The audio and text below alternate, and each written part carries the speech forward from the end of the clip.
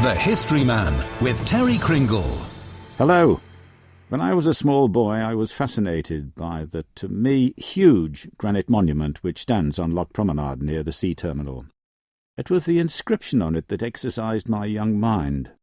Erected by public subscription in memory of David Dawsey, as a tribute of admiration for his bravery in saving at various times 23 lives from drowning. May his example prove an incentive to like historic deeds. A.D. 1904. For me, this was a compelling enigma. 23 lives saved from drowning at various times. How often, I thought, does there come a time in a man's life when he is on the spot when somebody needs to be saved from drowning? Certainly not as many as 23. I wondered wickedly if this Dawsey Kewley used to prowl the seafront of Douglas, pushing people into the water and then diving in after them in order to gain public adulation. In time, however, I discovered that I was maligning a modest, honest, and honourable man of humble birth and iron constitution, who really was cast in the heroic mould. As the Isle of Man Examiner said when he died in 1904, his rescues eventually became looked upon merely as incidents which he expected in the normal course of things. The fact of the matter is that Dawsey spent his working life around Douglas Harbour.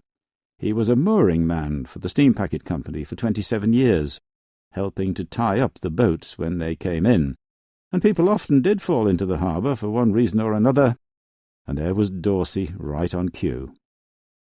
He was also a member of the Douglas lifeboat crew, and this accounted for some of his life-saving feats. For instance, when the Liverpool barque Lebu was wrecked in a storm out in Douglas Bay in 1881. The lifeboat managed to take the crew off her, but capsized on the way back to harbour, and 3 lifeboatmen died along with some of the barque's crew. The 21-year-old Dawsey was one of the survivors who righted the lifeboat and got her into harbour with 9 lives saved. One of his best documented exploits was in 1878 when he was 28. He dived in when a short-sighted Dr. Hemmings fell off the Victoria Pier on a dark night between the pier wall and the paddle steamer Snaefell.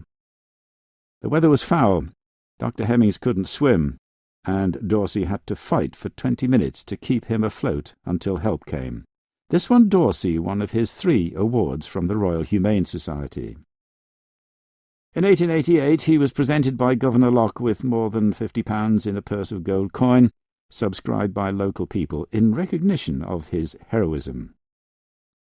When he died in March 1904, his fellow citizens did him every honour. Huge crowds followed his coffin from his home in Shaw's Brow to Braddon Cemetery, where his headstone had been designed by Archibald Knox. Just over a year later, his grey Aberdeen granite monument was officially unveiled before a crowd of 1,000 people alongside the old Victoria Pier Arcade. But when the latter was demolished to make way for the present sea terminal, the monument disappeared into storage and seemed destined to stay there. But even 60 years after Dawsey's death, the people of Douglas wouldn't have this. There was a public outcry which was taken up by the newspapers, and this succeeded. Tynwald's Harbour Board agreed to return the monument to only 100 yards from its original location, near what's known as the Bottleneck car park on Loch Promenade. This time it was David Dawsey Kewley who was being saved, and perhaps it was a public debt, handsomely paid.